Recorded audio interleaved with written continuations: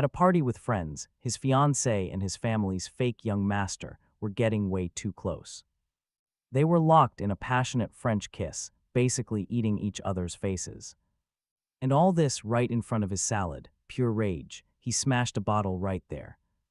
Their reaction, they laughed it off, calling it a game and telling him not to be so serious. A buzzkill staring at the mess before him, Alex let out a soft chuckle. If this was just a game, he decided to play along. A new round begins now. He conveniently lost this round and chose the ultimate truth or dare. Their dare: kiss a random girl in the room. Khlo Willow watched him. She sat on the sofa looking impossibly smug, probably assuming he'd pick her. To crawl back and choose her, oh, was she in for a huge surprise. Not giving her a second look, Alex walked straight for Damon's ultimate prize. His unattainable crush, the one and only Serena Sterling. This move left Khlo and her squad completely stunned, their jaws hitting the floor. Alex, what are you doing? Isn't Khlo right there? Damon pulled his best sad puppy face, looking at him with fake tears. Brother, we were just playing, I swear.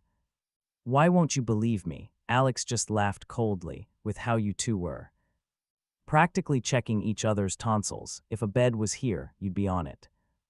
Rolling all over it by now, right? And you're telling me it's a game. Do I look like a clown to you, or do you really just think I'm that stupid? As he walked on toward Serena, his eyes flicked over to Damon. His face was already twisting with pure rage, fists clenched, knuckles bone white. Inside, Alex was cackling internally. Wow, Serena's powerful aura was no joke. He hadn't even gotten close, yet her gaze felt sharp enough to slice him into sashimi.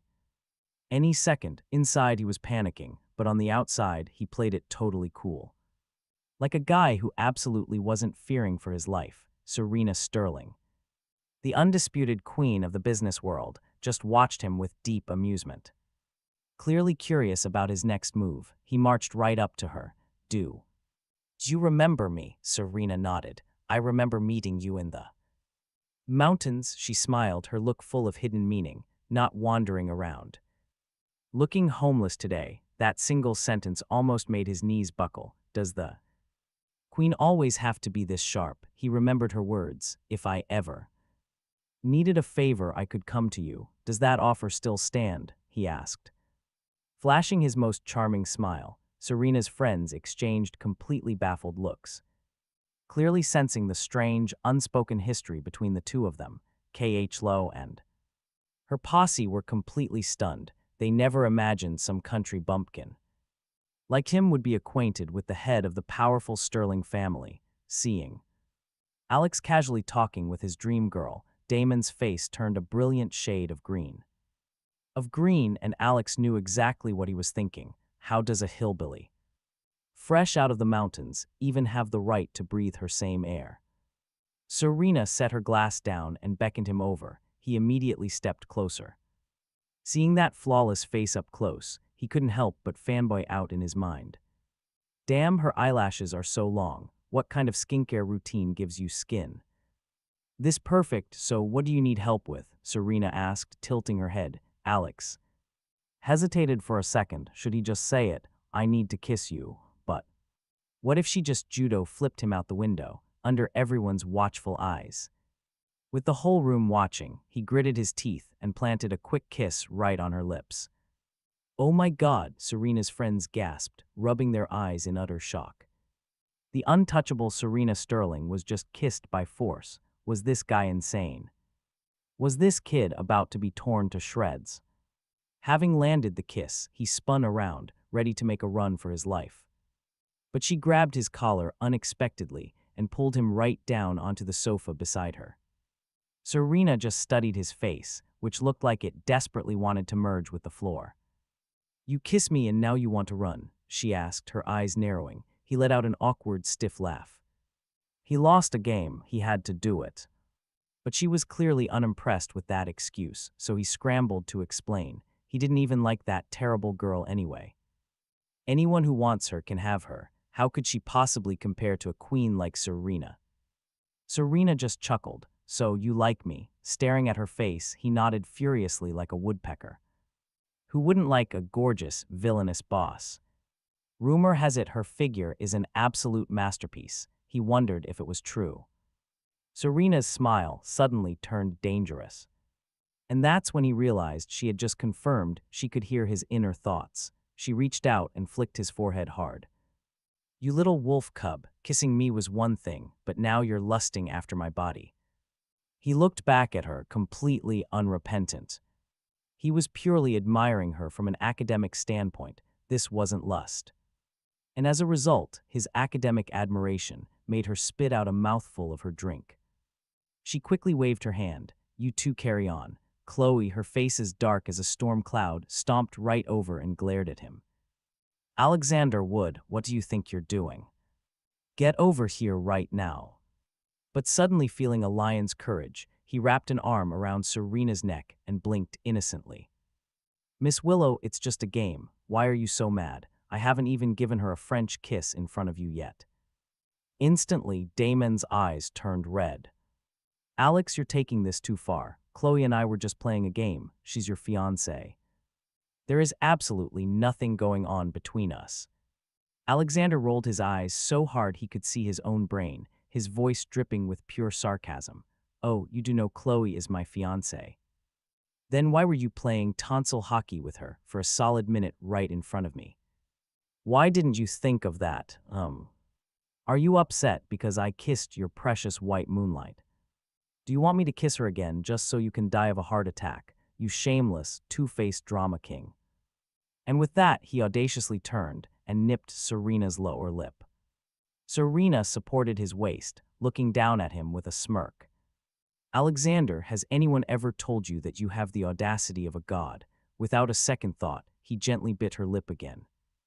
As her eyes narrowed, calling him audacious, he thought to himself, who said this queen was a ruthless tyrant? She's actually very gentle and easy to talk to. Seeing him kiss Serena again, Damien was so furious his eyes were bloodshot. He pointed a trembling finger at him. "Alex, you shouldn't grab a random woman just to get revenge. What you're doing is wrong." K.H. Lowe's face was completely black. "Alexander Wood, I'll say it one last time. Get over here." Sitting comfortably beside Serena, he just played with her fingers and sneered. "Who do you think you are? Don't forget I am your fiancée." K.H. Lowe gritted her teeth. He just burst out laughing, stood up, and walked right up, and delivered a hard slap across her face, a loud smack. Damon screamed out, grabbing K.H. Lowe's arm and frantically asking if she was hurt. Watching this whole touching melodrama, Alex couldn't resist a slow clap for the two soulmates. K.H. Lowe froze, then awkwardly pushed Damon away, but Damon turned to him with pure righteous indignation. "Alex, why would you hit Chloe? Apologize to her right now, and we'll pretend this never happened." The sheer nerve of it all. Alex just mocked him. "Apologize and you'll let it slide." Without another word, he sent a second, echoing slap right across K.H. Lowe's other cheek. "How's that for an apology? Did you like it?" At this, K.H. Lowe's friends finally broke out of their shock, rushing to stand between them, demanding to know why he got physical. He gave them a cold stare and began listing every single one of K.H. Lowe's greatest hits from the last few months. 3 months ago, while they were mountain climbing, she got a single phone call from Damon and just abandoned him halfway up the peak. 1 month ago, during a massive downpour, she dumped him on the side of the road because Damon had the sniffles, causing him to get a high fever for a week that nearly turned into pneumonia. Every single birthday, every Valentine's Day, the moment they get a second alone, Damon's phone call always arrives precisely on time to drag her away. Serena frowned, her voice turning icy. "No wonder you looked so pathetic when I found you in the rain that day, wearing a thin soaked shirt covered in mud, barefoot and bleeding from all the sharp rocks." One of Serena's friends chimed in. "This kid looks like a polite scholar, but who knew he was actually a fire-breathing dragon?" Alex then turned and slapped Damon right across the face, just for good measure. "Don't you just love stealing other people's girlfriends? Well, congratulations, you can keep this trash." He's donating her to you. Damon clutched his cheek, forcing tears into his eyes, still trying to claim that the whole thing was a misunderstanding. A misunderstanding. You faking an illness to call her away on his birthday is a misunderstanding. You pretending to be stalked on Valentine's Day is a misunderstanding. You sending him selfies of you two together just to provoke him.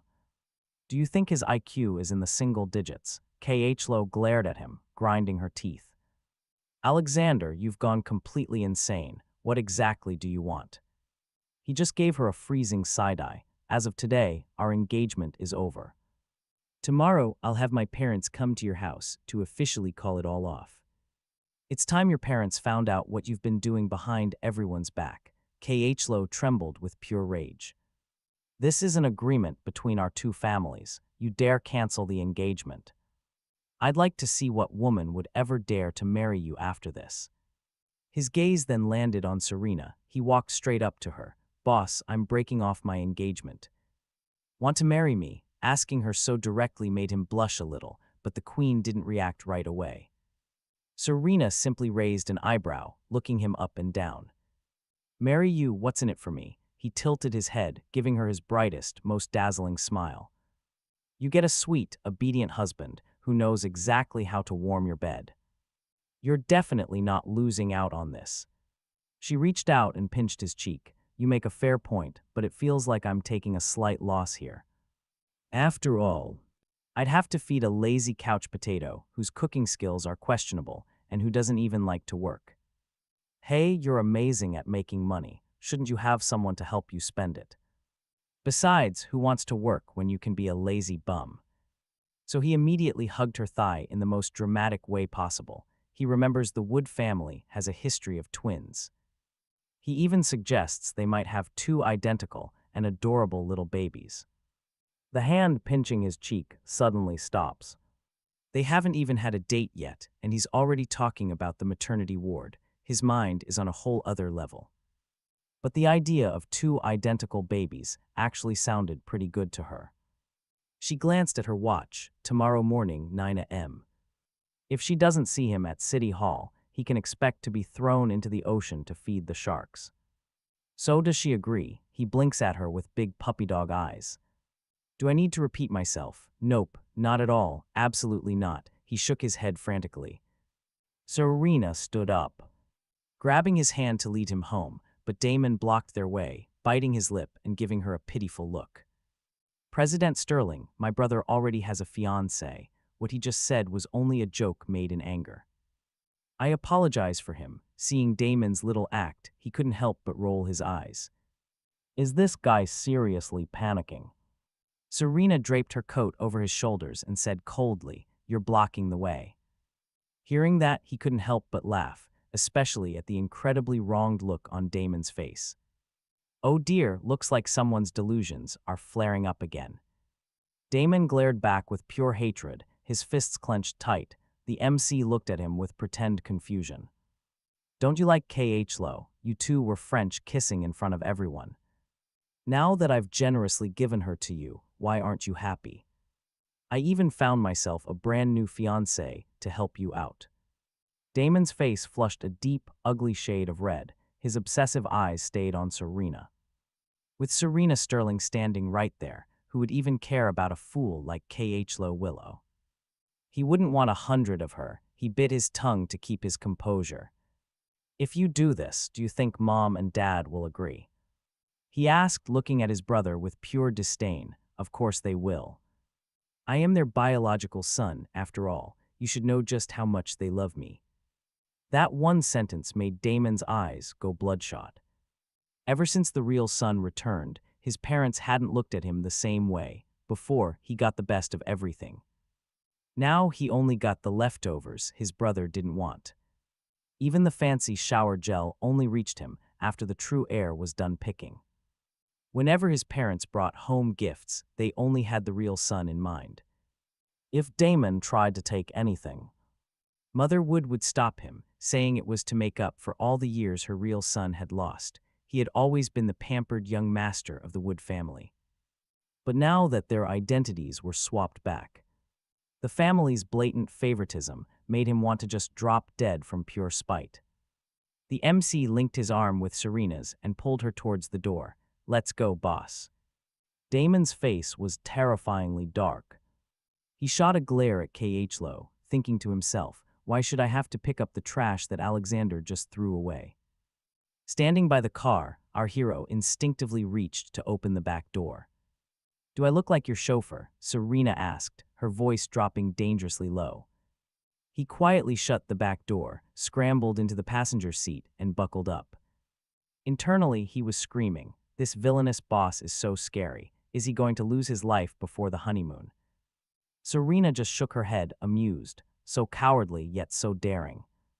To kiss him, relax, she has no intention of being a widow on her wedding day.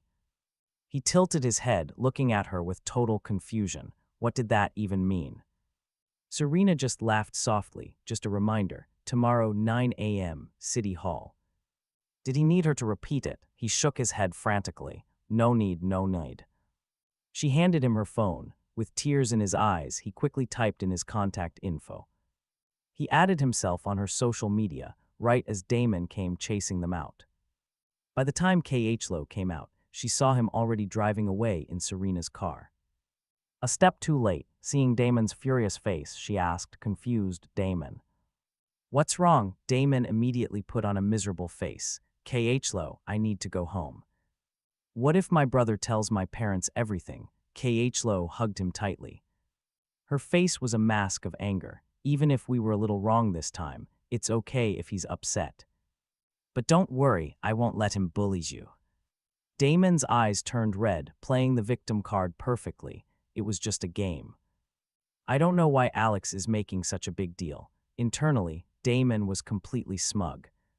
But outwardly, he played the heartbroken saint. You're his fiancée, but he's nothing. Just a country bumpkin. He doesn't deserve you at all. Khlo's eyes filled with contempt. She acted as if Alex's arranged marriage to the Willow family was some grand act of charity. She pulled Damon into a tight hug to comfort him. "Don't worry," she said. "The person I like is you. Alexander is just an absolute idiot. Our engagement is strictly business." Damon lowered his head, triumph flashing in his eyes. So what if Alexander was the true heir, he thought. Khlo still looks down on him like dirt. "Don't talk about my brother like that," Damon said, faking his kindness. But in reality, he was just smearing Alexander's name even more in front of her. "Fine, let's not talk about him, Khlo. I'll drive you home first, just in case. Alexander tries to bully you when we're not around." Serena dropped Alex off right at the entrance of the Wood family mansion. Before getting out of the car, he suddenly leaned over and pecked her cheek, then bolted out like a frightened rabbit. He didn't forget to turn back and shout, "See you tomorrow, boss." Watching him flee in panic, Serena touched her cheek where he'd kissed her and just laughed. What a complete coward. Just as she started to drive off, she spotted another car. In a flash, it stopped in front of the Wood mansion. It was Khlo and Damon.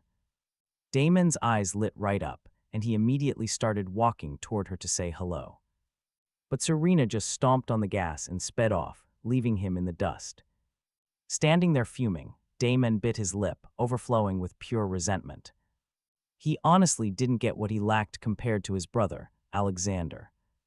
Why was Alex allowed to get close to Serena while he got treated like the plague? Khlo walked up to him with a look of concern. "Do you want me to come inside?" Damon quickly shook his head, not until he had successfully conquered Serena. He absolutely couldn't afford to lose his backup option. As Alex walked inside, he was talking to his sister, Victoria, when suddenly he heard a voice from behind. It was a voice filled with pure, venomous hatred. "Alexander, you bastard. Why didn't you just die out there in the mountains? Everything here should be mine." Alex spun around, his eyes locking with Damon, who was standing right at the door. He quickly lowered his head, but it was too late. That split-second glare in his eyes screamed that he wanted Alexander dead. He was home early, afraid Alex already tattled. With his dad taunted, Victoria and her mother were just about to step forward to greet Damon. Then suddenly, their expressions changed completely. They stared at Alex in absolute disbelief. Mother Wood realized he hadn't opened his mouth. Could that have been his inner thoughts? While the three family members were still reeling from shock, they heard news from his inner voice that completely shattered their reality. It turns out Damon didn't just find his biological parents long ago, but in the future. He would collude with Chloe to destroy the Wood family. He'd even hire a truck driver to run over his sister Victoria, disguising it as a drunk driving accident. Thinking about how kind Victoria was, only to be plotted against by this snake. Alex's heart literally ached for her. At this moment, Victoria's hands were shaking uncontrollably, though she forced herself to remain calm. Mother Wood gripped her husband's hand so tight that Richard Wood couldn't help but frown. Seeing his wife's panicked face, Richard gently patted her hand, thinking they still had a chance. These things hadn't happened yet. They could change their fate. Damon, completely unaware of the sudden, drastic shift in the room's atmosphere, was still planning his next move. He'd just pretend to be pitiful. He thought these idiots would definitely soften up. He immediately dropped to his knees, preparing to launch his award-winning performance, but Alex beat him to it. "Mom, Dad, I want to cancel my engagement." Those words made Richard Wood freeze in place. He couldn't help but look up at his son, his face a mask of shock. "What, Alex, don't you love K.H. Lowe?" Alex shot a glance at Damon, whose face stiffened before his entire body went rigid. Cold sweat trickled down his back from his guilty conscience. "Yes," Alex said faintly, his voice carrying a suppressed fury. "But she was French kissing another man right in front of me today, and had the nerve to say it was just a game." He was treating him like an absolute fool. At this, Alex's voice choked, and tears he had ready on standby began to roll down his cheeks. This sight shattered his mother's heart. His dad urgently demanded, "Alex, what exactly happened? Tell us everything." "No, that's not true. It really isn't." Seeing the Wood family glaring at him with pure fury, Damon panicked and began stuttering his defense. We were just playing a game. I swear it wasn't on purpose." But Richard Wood was having none of his nonsense. Even if he couldn't hear Alex's inner voice, he wasn't an idiot. He exploded in anger. "So the person kissing Chloe was you?" Seeing the disgust on everyone's faces growing, Damon frantically shook his head, trying to save the situation. But Alex cut him off with a chilling tone. "Not on purpose, huh?" he sneered, casually waving his phone in the air. "I just so happened to get a little surveillance video of the event. You wouldn't mind if I cast it to the TV, would you?" "What video? What nonsense are you talking about?" Damon stared at Alex as if seeing a ghost. All the color drained from his face. His voice cracked into a sob as he begged Richard. "Dad, I'm begging you, believe me. I was really just joking around with K.H. Lowe." But this time, Richard Wood was utterly disappointed in him. He replied coldly, "Don't look at me. If there's a video, play it. Let's get everything out in the open today." With a highly provocative smile, Alex cast the video. The giant TV lit up, and the living room plunged into a deathly silence. In the video, Damon wasn't just participating, he was the main event. The look of triumph in his eyes practically leaked right through the screen. He was wrapped around K.H. Lowe, smiling tenderly at her right in front of Alex. The two of them embraced and kissed passionately, completely ignoring Alex's existence. To make it worse, the video also featured their whole squad of friends. All of them were loudly insulting Alex, calling him dramatic, mocking his pettiness, and advising him to be more open-minded. It was a masterclass in shamelessness. The moment the video ended, Richard Wood delivered a thunderous slap right across Damon's face. He was knocked straight to the floor, utterly speechless. For a moment, he just clutched his face, staring at Richard in total shock. "Dad, you hit me?" Richard's voice trembled. "You still have the nerve to call me Dad." He pointed furiously at the boy on the floor. "Did you not know K.H. Lowe is Alex's fiancée? You dare seduce her right in front of him, putting on a show to humiliate my son in public. What do you take this family for? "No, Dad, it's not." Damon tried to explain, but he didn't even know where to possibly begin. Mother would. Was even less polite. She just yelled, "You are disgusting, are there? No other women in the world. You had to go and steal your brother's fiancée." Alex watched the entire scene unfold without saying a single word. Then, a notification. It popped up on his phone. He tapped it. A new file sent by Serena, another video. This video clearly showed Damon bringing KH Low to meet his biological parents. There were also multiple time-stamped photos of them frequently. Entering and exiting hotel rooms together. "Mom, Dad, Serena just sent me." Another video, "I think you'll want to see this one too." And with that, Alex hit play. Sure enough, Damon, who was just about to argue, saw the irrefutable evidence. The proof was on the screen. His lips trembled, his face turned paper white. He couldn't form a single word. Alex delivered the final blow. "If you think any of this is a deepfake, feel free to take it to a forensics lab. If I faked it, I'll kneel down and apologize to you." One sentence blocked every single one of his escape routes. Richard Wood's chest was heaving with rage. "Damon, since you've already found your biological parents, you are no longer member of the Wood family. When we found our real son, I never once considered abandoning you. After all, we raised you for 20 years, and how do you repay us? By intentionally stealing my son's fiancée and publicly humiliating him."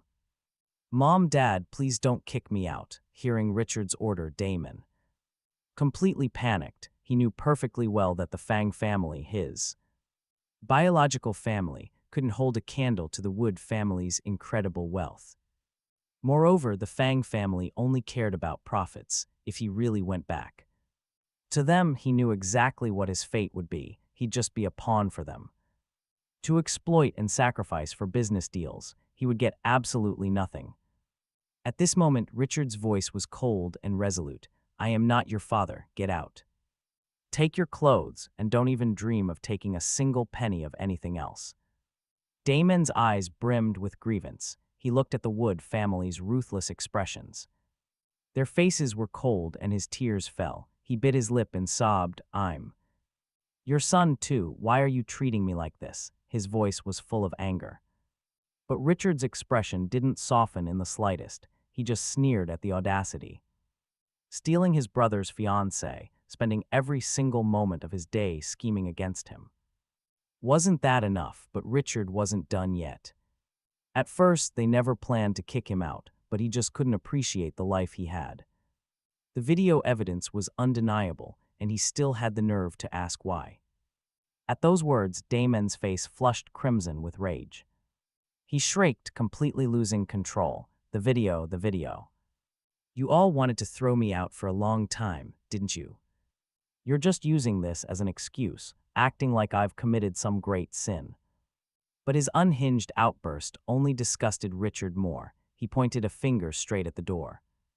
"You don't want to pack? Fine. Get out, right now. Get out of my sight." Damon's face went pale.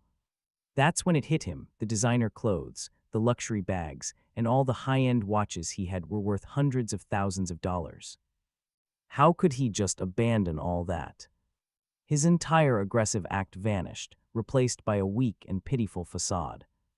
"Dad, you raised me for more than 20 years. How could you just throw me away?" Richard looked at him, trembling with absolute fury. "If you had even an ounce of gratitude for how you were raised, you wouldn't have bullied your brother over and over, disappointing me this much."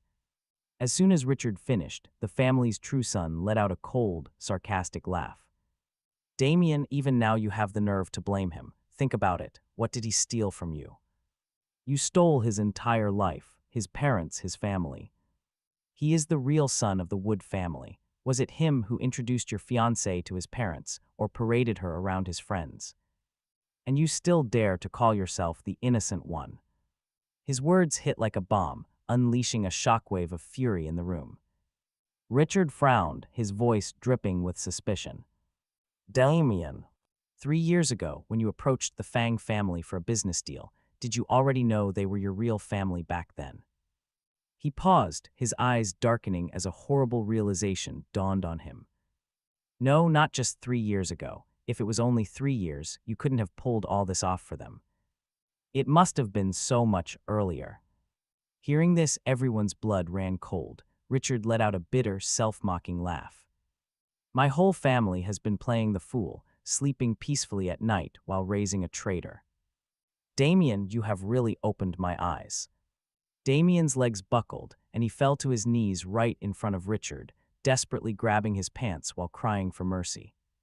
I was wrong, I really know I was wrong. One more chance, Dad, but Richard violently kicked his leg away, cutting him off. From this moment on, you are no longer my son, everything that belongs to the Wood family. Don't even think about taking a single cent. Richard left zero room for negotiation. Panic completely consumed Damien. Getting kicked out was one thing, but leaving with absolutely nothing. No designer clothes, no fancy bags. Going back to the Fang family with empty hands, how could he ever accept this? He trembled and sobbed, Dad, I am begging you, just one more chance. But looking into the cold, unyielding eyes of the Wood family, he found zero hope. At a party with friends, his fiancée and his family's fake young master were getting way too close. Decisively drawing a permanent line.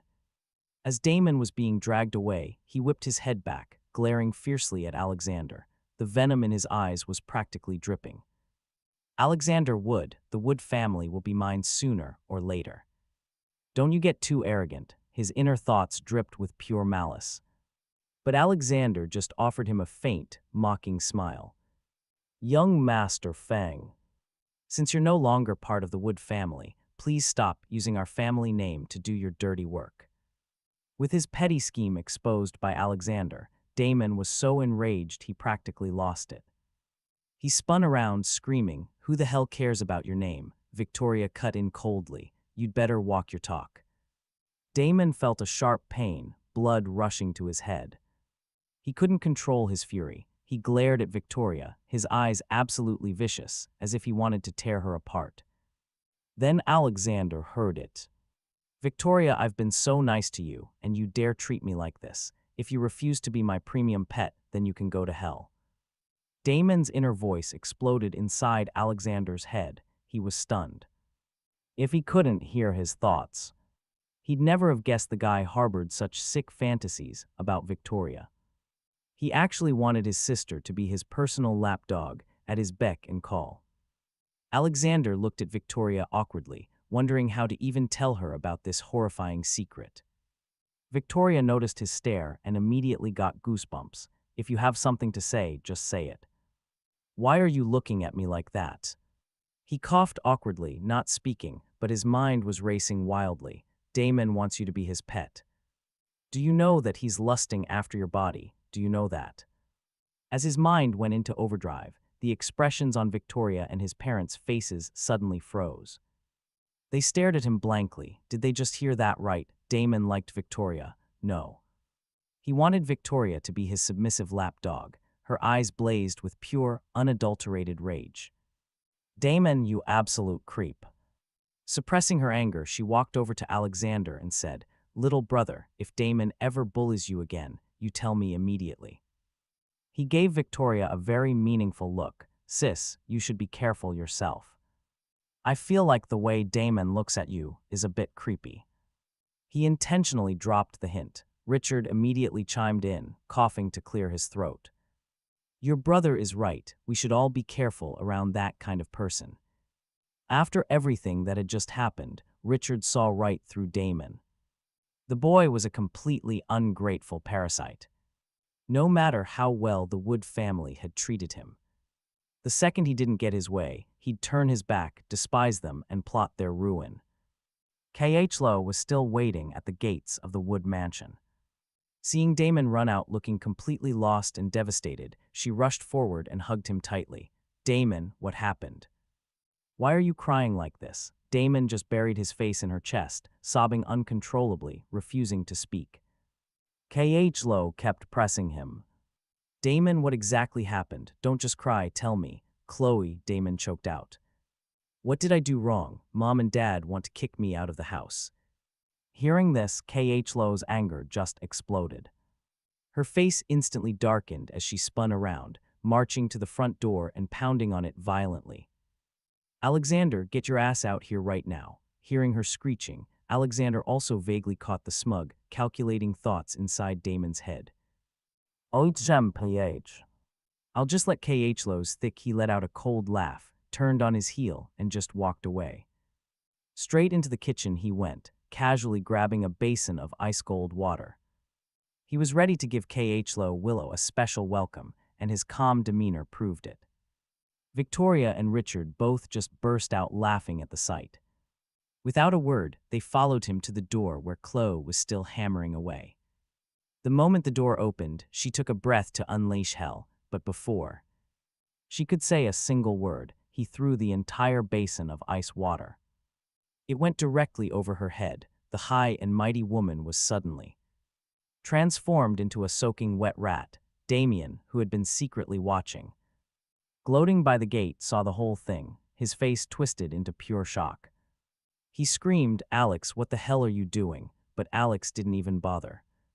Looking at him, answering flatly, "Wasn't KH Lowe running a fever? I'm just helping her cool off." Hearing this, KH Lowe absolutely lost it, raising her hand to strike him. "Alexander Wood, you bastard. Get on your knees and apologize to me right now." At this, Damien's eyes lit up as if he was praying that KH Lowe's slap would land squarely on Alex's face. Unfortunately for him, he was getting his hopes up. Alex easily caught KH Lowe's wrist and delivered a brutal backhand slap right across her face. He hit her so hard her head spun. For a solid few seconds, she stared at him, stunned, as if looking at a demon. Had Alexander completely changed? Where was the pathetic guy who followed her around, begging for scraps? He just rubbed his now stinging palm and smirked.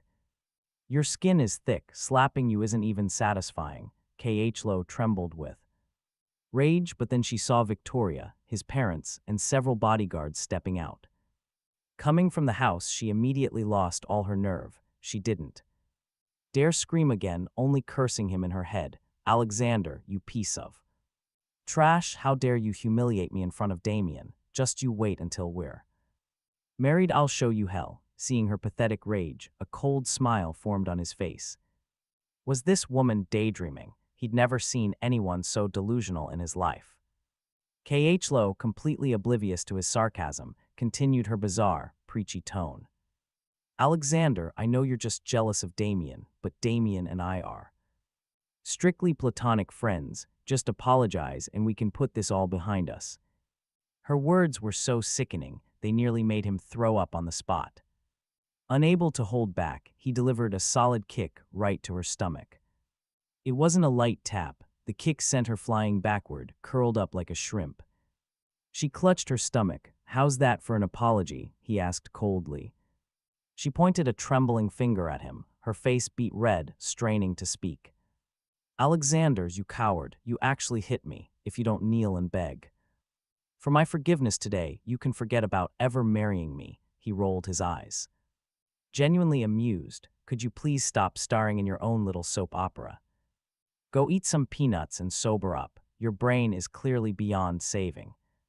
Those words made KH Lowe and Damien's faces turn incredibly ugly. Damien looked at him with deep, calculating suspicion. What was wrong with Alexander? Wasn't he just a lovesick fool before? Why was he acting so out of character? He secretly wondered what Alex had experienced, completely unaware that our main character was listening to his every thought. KH Lowe, meanwhile, still tried to keep up her act. She tells him to just apologize and be forgiven. His response, a sneer. He replied with two simple words: "Get lost. Things had gone too far now." There was nothing left to say. Alexander turned to Damien, his voice ice cold. "I've canceled my engagement with Chloe. Are you satisfied now? From now on, you don't have to sneak around. You can openly take Chloe to meet your real parents. It's no problem at all, but don't you forget, you are no longer part of the Wood family. Stop using our name." And just like that, Damien panicked. His eyes welled up with tears as he turned to Richard and the others. His voice cracked with grief. Mom, Dad, do you really not care about me anymore? Richard's face was stone, his voice even colder. Don't call us Mom and Dad. We don't deserve to be your parents. At this, Khlo immediately jumped in. She moved forward, pulling Damien behind her protectively. Excuse me, even if. Damien isn't your biological son, you still raised him. How can you treat him? Like this, Victoria shot back a mocking glare, since you know we raised him. Tell me, how did he repay us? By bullying my little brother, stealing his fiancée, humiliating him in public. Is that what a good brother is supposed to do? Khlo choked back a stubborn reply. That was my fault. I was the one who wanted to play a game with him. It had nothing to do with Damien, Victoria scoffed. Oh, crystal clear. So if it was your asterisk problem, why are you clinging to my brother? And furthermore, since when do you get a say in the Wood family's internal affairs? Khlo was utterly speechless, frozen right where she stood. Damien, pale as a ghost, quickly pulled her arm. Chloe, let's go, don't cause any more trouble, but as he dragged her away, he was secretly seething. His inner thoughts were a vow. Just you wait, Wood family, you will beg on your knees. And I absolutely will not forgive you. Alexander just offered a faint smile at their backs. He watched them go, thinking, kneel and beg. He really thinks he's the hero, huh? But Chloe couldn't resist dropping one last, pointless threat. Alexander, don't regret this. In response, he simply raised an empty water basin. He barked one word, scram. She looked at her drenched clothes, then at the basin. That finally shut her up. She grabbed Damon and scrambled away like a beaten dog. The moment those two were gone, a wave of panic washed over Alexander. Only a single thought was racing through his mind. How could he tell his parents that he was registering his marriage tomorrow morning? But before he could come up with a plan, all three members of the Wood family turned in unison, staring a hole right through him. They stared as if expecting him to magically bloom into a flower. Their intense gaze was enough to give him goosebumps. He swallowed hard. He asked cautiously, Mom, Dad, why are you looking at me like that? His sister. Victoria ground her teeth together. You're hiding something from us, aren't you?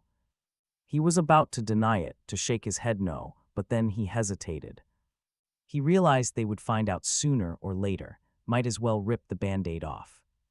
Let's go inside and I'll tell you everything, Victoria just huffed impatiently. She turned and marched straight inside. His parents exchanged a look. They silently followed behind him, once seated in the quiet living room. Alexander broke the silence, his voice barely a whisper. Ha ha. So hypothetically, if I swapped brides, would you guys be okay with that?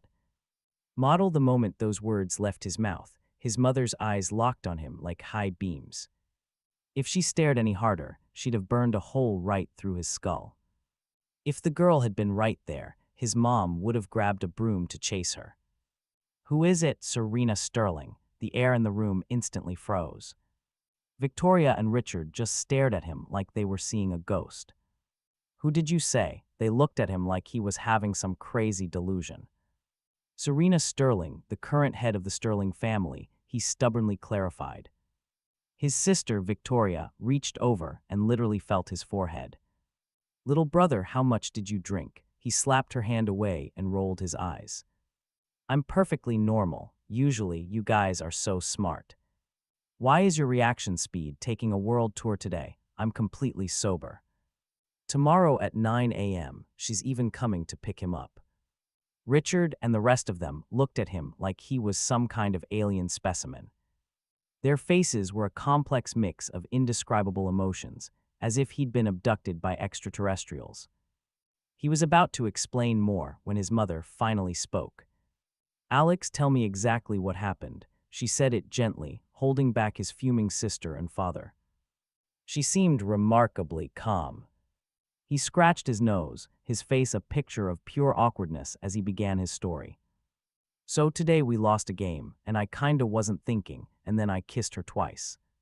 He paused, gathering his courage before he continued. Then, I said I wanted to cancel the engagement with Chloe. She then made a snarky comment about who would dare marry me. So I just casually asked Serena, and she said yes. His voice got quieter and quieter as he watched their expressions turn completely theatrical. It was like he was watching a magic show on their faces. Mom, Dad, you guys don't mind if I switch my bride to the ultimate boss lady, right? He probed, feeling the anxiety rise. They had been silent for way too long. What if they were furious? His mother sat there stunned for a second, then suddenly stood up and walked upstairs. His heart dropped to his stomach. He whispered, Dad, Mom isn't really mad, is she? His dad pursed his lips, about to speak when his mother returned, holding something. Her expression was incredibly secretive. His dad looked at the object in her hand. Isn't that the family register? She shoved the register straight into his hands, patting his shoulder with deep meaning. Alex, son, marrying someone like Serena Sterling is hitting the jackpot. Mom fully supports you. He was dumbfounded. What was happening? He stiffly turned to look at his dad, his eyes screaming, Dad, control your wife. But to his shock, his dad just shrugged helplessly. Son, I really didn't want to see you get married this early. But if the bride is Serena Sterling, I support this with everything I've got. After you get the certificate tomorrow, remember to ask her when she's free for dinner. Alex's mind just completely short-circuited, holding the family register that now felt like a ticking time bomb. His mom added, you should really thank Damon. If he hadn't stolen Chloe, how could you ever marry into the Sterling family? Mom, please spare me the gratitude. He rolled his eyes and shot back. But then again, he thought if he successfully registered his marriage with the big boss tomorrow, Damon would go absolutely insane. After all, the queen was his one true love. The woman he desperately wanted to marry. Meanwhile, Victoria, who had opposed his marriage to Serena, was sold on his gratitude theory.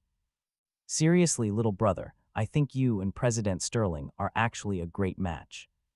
Don't be late tomorrow and make sure you dress sharp.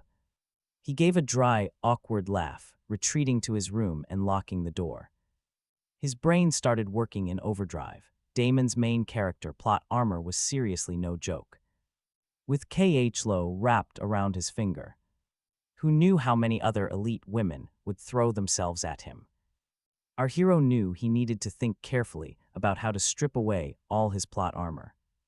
Meanwhile, Serena was back at Villa Number 1, entering the living room. She saw several of her close friends sitting on the sofa. She casually tossed her coat on a chair and leaned back lazily. What are you all doing here? We heard you're going to City Hall with that kid tomorrow. Someone couldn't help but ask, do you actually like him? Serena leaned back lazily and replied, not exactly like, but at least I don't hate him. He's interesting, quite unique. Her friends exchanged glances, finally conceding. Well, not bad, but hasn't the Sterling family always wanted you to enter into a political marriage? If you do this, they probably won't approve. Serena just smirked. I hold my own household register. Why should I care what they think? And before long, everyone left, leaving Serena alone. She sat on the sofa, recalling the night's events. Thinking of the things he'd said. She couldn't help but lower her head, the corners of her mouth twitching into an uncontainable smile. That impulsive kid is truly amusing, who knows? Maybe in the future we really will have a pair of adorable twins. Realizing what she was thinking, she startled. Since when was her mind led astray by him? She shook her head helplessly, grabbed her coat, and went upstairs to shower. Later on, wrapped in a towel, she stepped out of the bathroom, walking over to the massive floor-to-ceiling window. Watching the night view in the glass. A faint smile touched her lips. In her room, she sat down on her bed, handled some work on her tablet for a bit, and finally went to sleep. The next morning at 7 a.m., his mom dragged him out of bed. He yawned, crawling up, washed his face, and checked his reflection. Yep, the outfit was looking immaculate. He glanced at the time, already past 8 a.m. He quickly grabbed his bag, stuffed the family register inside, and bolted downstairs. The moment he reached the ground floor, he saw Serena sitting there. In the living room, talking animatedly with his dad, he tilted his head, completely confused. What was going on? Why was she here so early? Recognizing his steps, Serena looked up at him. She stared for a good while. Honestly, her gaze made him a bit self-conscious. Was his outfit weird? Why was she staring? He couldn't help himself. He rolled his eyes and glared right back at her. Serena just laughed, got up, and walked over to him, inspecting his suit carefully. Little kid. He ignored her, pouting his lips in disdain, but still grumbled, "I'm 23, okay." "Who are you calling a little kid?" She kept calling him that, which really ticked him off so much he almost wanted to fight. But before he could, his model, a booming laugh, interrupts from behind. "Alex, stop messing around and come eat. Serena's been waiting for you." He adds, "Fine, consider yourself lucky." Alex shot Serena a sidelong glance, scowling intentionally to try and intimidate her. But of course, she just looked at him like a cute pet. The corners of her mouth clearly held a teasing smirk. At the dining table, he casually asked her, "Have you eaten breakfast? If so, take your time." With that, he didn't bother with ceremony, sitting down and focusing on demolishing his bowl of congee and steamed buns. She quietly watched him, looking perfectly relaxed and at ease. Occasionally, he felt her gaze sweep across his face. When his cheeks puffed out from chewing, he swore he saw her fingers twitch. Did she want to pinch his cheeks? After eating his fill, Alex put down his chopsticks and looked up at her. "Let's go," she just nodded, stood, and turned to say goodbye to his dad. "Uncle will be heading out now." Once in the car, he looked at her, his voice full of curiosity. "Why didn't you tell me you were coming?" She replied nonchalantly, "I texted you. You're the one who didn't reply." He quickly pulled out his phone to check. Sure enough, there was an unread message from her sitting right there. He scratched his head, trying to remember. Oh, right. He figured he must have been in the shower. Alex gave her an innocent, apologetic smile. The very next second, she slowly let out two words, "So stupid." "You've got a toxic tongue, you know that. Careful, or you won't be able to find a husband." He retorted, rolling his eyes. She glanced at him and suddenly smiled. She reached over, pulled his seat belt across his chest, and carefully buckled him in. Her voice was lazy, but somehow sounded incredibly serious. "I only need one husband. Any more would just be a nuisance." That sentence caught him completely off guard. He couldn't think of a single comeback.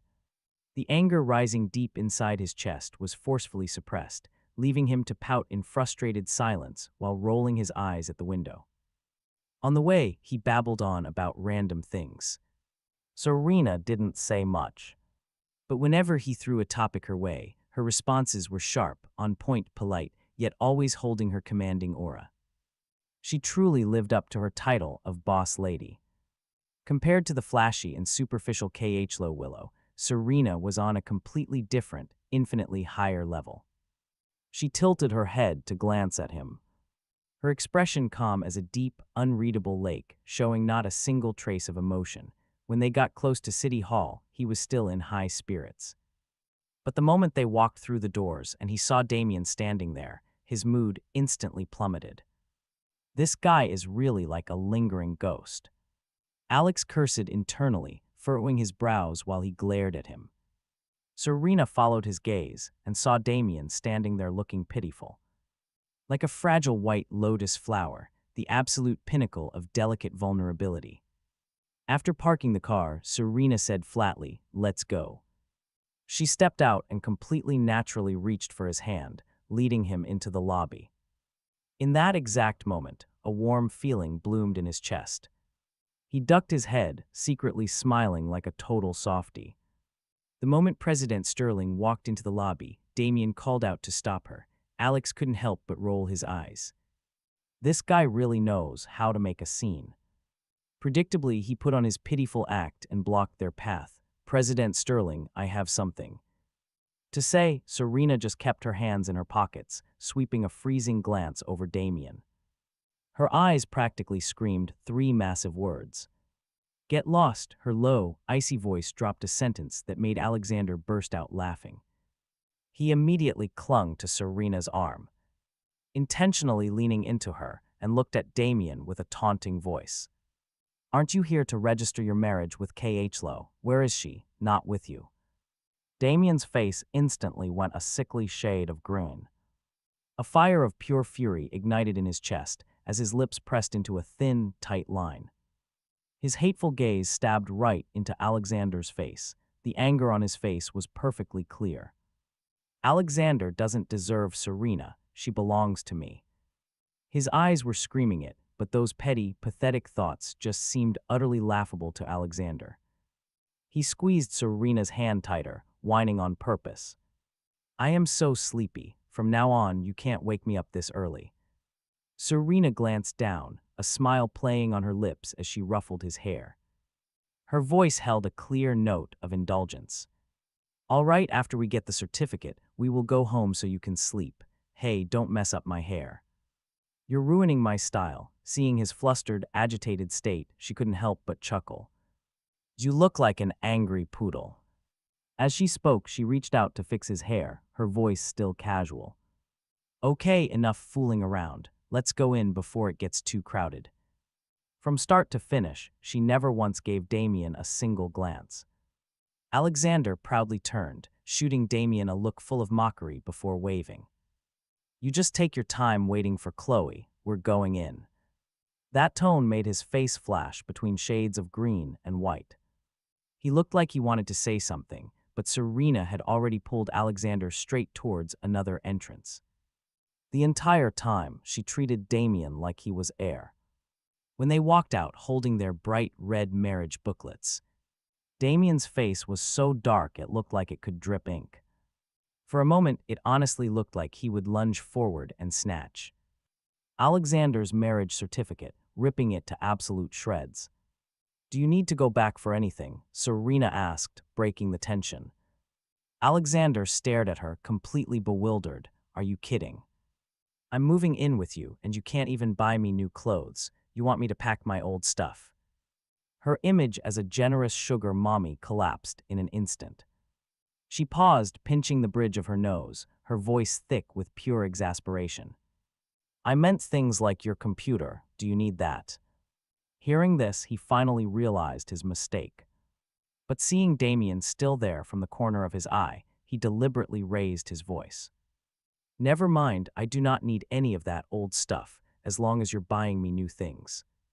Serena immediately caught on to his little scheme, saying smoothly, then let's head to the mall right now. You can pick whatever you want. Alexander's eyes lit up as he dragged Serena away, leaving Damien behind. Alexander Wood, you bastard, I will not let this go. Damien's furious voice echoed behind them. As Alexander walked past, he threw him a casual side-eye and a provocative smirk. Not let me get away with this, he thought. Oh yeah, just wait. Serena caught Damon's hateful glare, and she looked down at Alex, a faint, condescending smile playing on her lips. He's just a clown jumping for attention. Why are you even looking at him? Alex could only blink, absolutely screaming with admiration inside. Classic ultimate villainous. One sentence, a critical hit, but honestly, this whole scene was absolutely awe-inspiring. Serena's icy calm proved that no matter how strong the main character's plot armor was, it was completely useless against a true boss. She lowered her eyes to look at him, then pretended like nothing happened, tightly holding his hand as they walked out of City Hall, leaving a trembling Damien in their wake. On the way, Alex casually asked, "Are you coming to my house for dinner tonight?" Serena didn't even look up, casually replying, "Yes. And while we're there, we can tell your parents you're moving in with me." Alex froze, mind blown. Wow, this boss lady was truly experienced. She wasn't acting like a newlywed at all. She was moving at the pace of an old married couple, but as he thought about it, Alex felt a surge of excitement. Living with her didn't sound bad at all. Plus, Damon would absolutely lose his mind if he sent spies and found out. Oh, wouldn't he just explode with pure jealousy? Just imagining the scene made Alex want to cackle out loud. At the mall, he picked out a mountain of accessories and casual clothes. When he reached for his card to pay, Serena smoothly pulled out a sleek black card and handed it to him. She coolly dropped one word, "Swipe." He looked at the card, double-checking to make sure it was real, and finally took it with a provocative raise of his eyebrows. Hey, don't blame him. He's maxing this baby out. She just chuckled softly, nodding, ambitious. And somehow, her tone made it sound like a real compliment. She really lived up to the title of a generous boss lady. After that, they hit up a few furniture stores, buying everything from toothbrushes to slippers, and finally winding up at a designer boutique, watching the total on the receipts just climb higher and higher. He suddenly felt a little embarrassed. So he picked out a few sets of comfortable loungewear for her as a gift and set them aside. By the end of the day, their loot was piled high. But what surprised him the most was that Serena had followed him around all day without a single complaint. Her patience was absolutely staggering. Out of sheer embarrassment, he proactively picked out a few more sets of home clothes and comfy outfits for her as a thank you. When they returned to the Wood family mansion, his mom had already prepared a lavish feast. After dinner, Serena naturally brought up the subject with his parents. Mom, Dad, I want Alex to move in with me tonight. And even though his mom had mentally prepared for this, hearing the words still made her pause, a flicker of disappointment in her eyes. Alex quickly comforted her. Mom, we can come back whenever we want. We'll come back for dinner when we're free. I can even stay over for a few days, right? He secretly nudged Serena, signaling for her to back him up, and sure enough, his reliable boss lady immediately nodded. Seeing this, his mom's expression softened considerably. She gave them a few instructions, reminding them to visit often. That night, Alex only packed a few changes of clothes. Quickly throwing his things together, and Serena's car pulled up to Villa Number 1, a massive, sprawling mansion. It looked magnificent, but felt impossibly cold and sterile on the inside. He followed her into her private room, his eyes scanning every single detail. And he just couldn't help but complain that it looked like a model home. Absolutely zero warmth, especially the massive, empty balcony. What a waste of space. But Serena didn't seem to mind, simply leaning against the door frame. She quietly watched him snoop around, poking at this and prodding at that. She gave a slight shake of her head. As he walked deeper in, she made her move. Grabbing his wrist, she pulled him close, raising a single, questioning eyebrow. Hate it that much, he nodded, being brutally honest. Yeah, I really hate it. So she just shoved a black card into his hand, then go decorate it, really. I can change it however I want. His eyes immediately lit up. They sparkled like starlight as he stared at her, full of eager anticipation. As long as you don't paint it all pitch black, I have no objections. Her words made him cover his mouth, trying to hold back a burst of laughter. Paint it black, the very thought of that was enough to give him goosebumps. Serena stood watching, hands in her pockets, her lips curving into a deep smile. That smile, he startled, his internal alarms suddenly blaring like crazy. He prepared for a sneaky escape, but before he could even take a step, a strong hand grabbed his waist, yanking him backward. What are you doing? He stammered, looking up into her deep, utterly mesmerizing eyes. I heard, she said, leaning down, her low voice laced with pure teasing. He panicked, frantically shaking his head. No, I don't. Who even said that? But before he could react, in the very next second, she suddenly pushed him right back onto the bed. The move was so fast his eyes nearly popped out. What was happening? Lying on the bed, his brain felt like total mush. He tried to sit up, but she just leaned over slowly, pinning him down so he couldn't move. Not an inch, his face flushed bright red, her flawless face mere inches away. Inches from his, he stammered out, don't you do anything crazy. She let out a low chuckle, her voice both playful and dangerous, scared. That laugh, combined with her presence, sent a shiver straight down his spine. He tried pushing her away, but she just pressed harder, his brain short-circuited. And then suddenly, he threw his arms around her neck and just kissed her. Hard, the kiss didn't just stun her, it completely shocked him too. Who knew? Nobody expected that being teased would trigger such an aggressive counterattack from him. The only problem was, this bold kiss barely lasted 2 seconds before he chickened out. He tried to pull back, but she had already reacted, her hand clamped down. Right on the back of his neck, her movements were domineering and absolutely forceful. It stole his breath away. When she finally let go, he was left panting hard.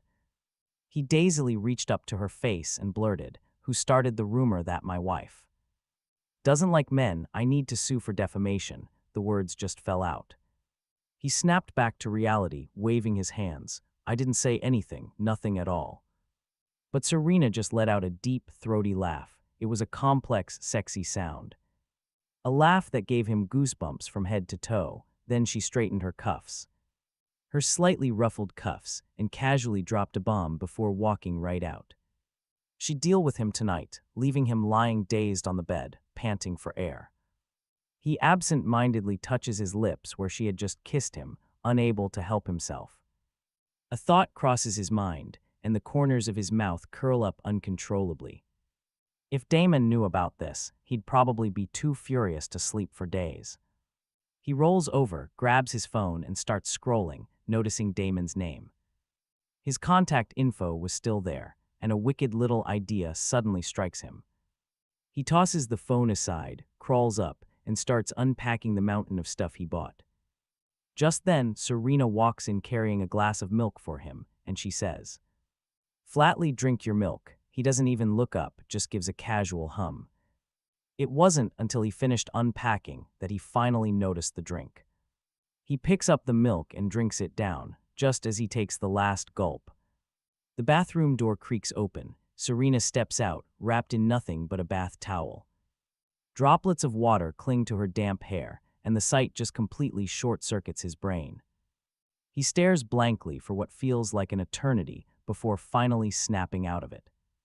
She notices him staring, and a wicked smile curves her lips as she deliberately walks right up to him, leans down, and asks, "Am I pretty?" without thinking. He just nods instinctively. Pretty, his dazed, obedient expression makes her laugh out loud. She reaches out and taps his head. "You little pervert." He rubs his head indignantly, muttering, "You're my wife now. What's wrong with looking?" Serena's eyes narrow, as if she's hearing a much deeper meaning in his words. She takes a step closer, raising an eyebrow. "If you can look at me, does that mean I get to return the favor?" As she takes another step toward him, he instinctively pushes her away and practically yells, "I'm going to take a shower." Looking exactly like a cat whose tail just got stepped on, he bolts away. He runs into the bathroom and slams the door, only daring to breathe once he's inside. A sigh of relief, but when he turns around, he realizes he forgot his pajamas. The tiny towels in the bathroom are not going to cover a single thing. He's so doomed. Finally, with no other choice, he wraps a towel around his waist. And stubbornly, he marches right back out, the moment he steps out of the bathroom. He sees Serena just staring at him. Her gaze sweeps over his body, intense. He was about to make an excuse, but she doesn't even give him the chance. Not even to open his mouth, she says bluntly, "Alexander, I don't accept marriages of convenience." That one line brutally shatters all his illusions. Her next words and actions leave him with absolutely zero room to argue back. In his heart, only one thought remains: if anyone ever dares say his wife is gay, he will personally slap them 800 times. Serena, who was clearly listening to his inner thoughts, suddenly lets out a low, husky laugh. It was a deep, seductive sound, carrying a strange, teasing quality. He just grumbles, "You're too loud," and with that, he rolls over and collapses right onto the bed, instantly pretending to be asleep, giving her no chance to say anything else. She watches him start to fake snore and just shakes her head helplessly. She leans down, gently strokes his cheek, and then lies down right beside him, pulling him softly into her arms, breathing in the scent of the very same shower gel lingering on his skin. He slowly drifts off into a genuine sleep. The next morning, Serena heads downstairs, where the butler is already waiting. Waiting in the living room, she gave a casual order. He's still sleeping. "Don't disturb him until he wakes up." Also, tell the kitchen to prepare a traditional Chinese breakfast. The butler immediately nodded. Yes, miss. She then left the villa, got into her car, and casually sent him a text. But upon arriving at her company, Serena's entire demeanor shifted. She was back to being the strict, ice-cold CEO who commanded absolute authority. The word intimidating seemed permanently etched onto her very being. The employees, expecting business as usual, were in for a serious shock. They noticed President Sterling had picked up some new accessories. As she swept past, the whispers began immediately. Hey, did you see her neck? Oh my God. Is that a hickey? Their CEO had actually been claimed. Serena entered her office and got the daily schedule from her assistant, but something was clearly off. Halfway through a sentence, the assistant's eyes kept darting over to Serena's neck. It wasn't just a glance. The assistant was staring like she'd discovered a rare historical artifact. Serena finally lost her patience. She looked up, her gaze pure disdain. Have you looked enough? If you have something to report, then speak. The assistant flinched, quickly lowering her head and getting back to work, not daring to ask a single question. During the executive meeting, the high-level managers also couldn't resist sneaking peeks at her. Serena had zero tolerance for this. She tapped the table, a freezing warning. I called you all here for a meeting, not to admire me. That one sentence plunged the entire room into a dead silence. Her gaze swept across everyone. The acquisition plan has to be accelerated. The budget calculations must be precise. There will be absolutely no delays on any project.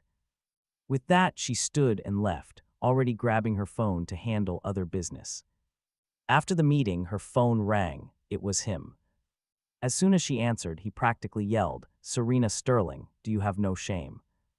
She replied calmly, you were the one who started it. He was livid. He wanted to smash his phone. Look at me. Who would want to see me looking like this? She just let out a soft laugh. Are you missing a chunk of meat, Alexander? Serena, I am your husband. Her voice was thick with amusement as she calmly replied, why don't you take a look at my battle scars from today first? After saying that, she snapped a picture of the clearest mark on her neck and sent it to him.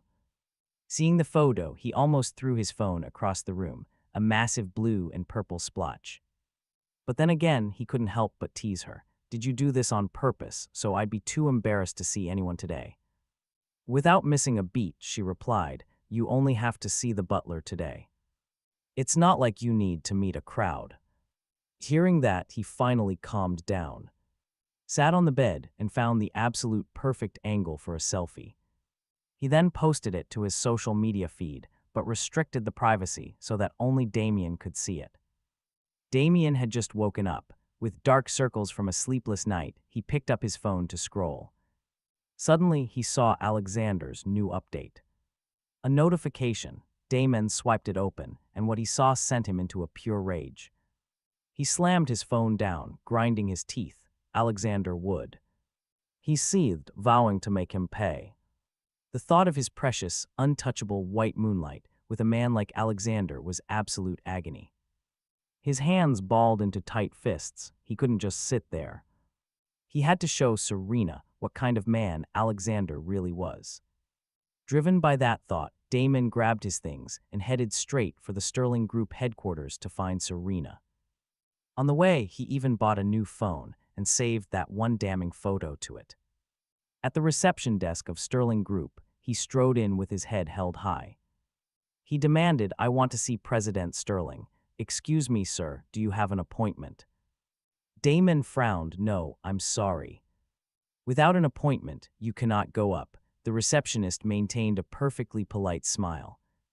Damon was about to argue when Serena herself led a group out of the elevator. Seeing her, Damon's eyes lit up. He immediately sprinted over and blocked her. He blocked her path. President Sterling, hello, I am Alexander's older brother. Serena glanced at him, her voice ice cold. My husband only has one older sister. He doesn't have a brother, and right then, Serena remembered this guy. He was the so-called main character from her inner thoughts, the repulsive man who saw her as his prize. Damon looked slightly embarrassed, but he was desperate to expose Alexander's true face. He gritted his teeth and pulled out the photo on his new phone. President Sterling, look. Alexander actually dared to use a trick like this to tarnish your reputation. Serena merely glanced at the photo on the screen. Damon frowned, seeing her calm reaction. He felt a secret triumph, assuming Serena wasn't the kind of woman who would fall for such petty tricks. Serena hadn't seen the photo Alexander posted. There was only one explanation. He must have deliberately posted it just so Damon would see it. He was intentionally trying to provoke him. Thinking about her husband's impulsive, chaotic behavior, Serena spaced out. She was actually amused. Damon was waiting for Serena to furiously curse him out, but this wasn't playing out at all like he'd imagined. The assistant, noticing Serena had zero interest in this man, quickly intervened. President, if we don't leave now, we'll be late for the meeting. Let's go. As they reached the door, Serena seemed to remember something. She turned to the receptionist and said, "From now on, if this person shows up, block him at the door." Understood, the two receptionists nodded immediately. Damon tried to speak again, but the assistant moved to block his path. She shot him a warning glare. "Sir, please refrain from harassing our CEO." Left with no other option, Damon could only stand there and watch helplessly as Serena's car drove away. The two receptionists started gossiping.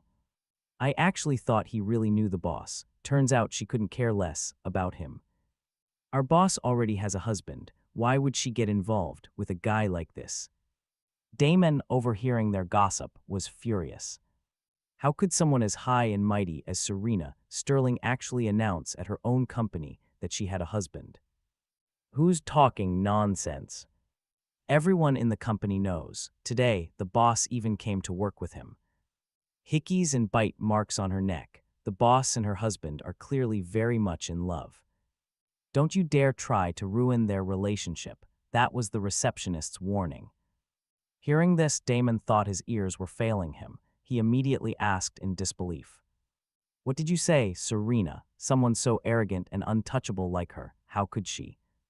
How could she go to work with hickeys and bite marks?" The receptionist was done entertaining him.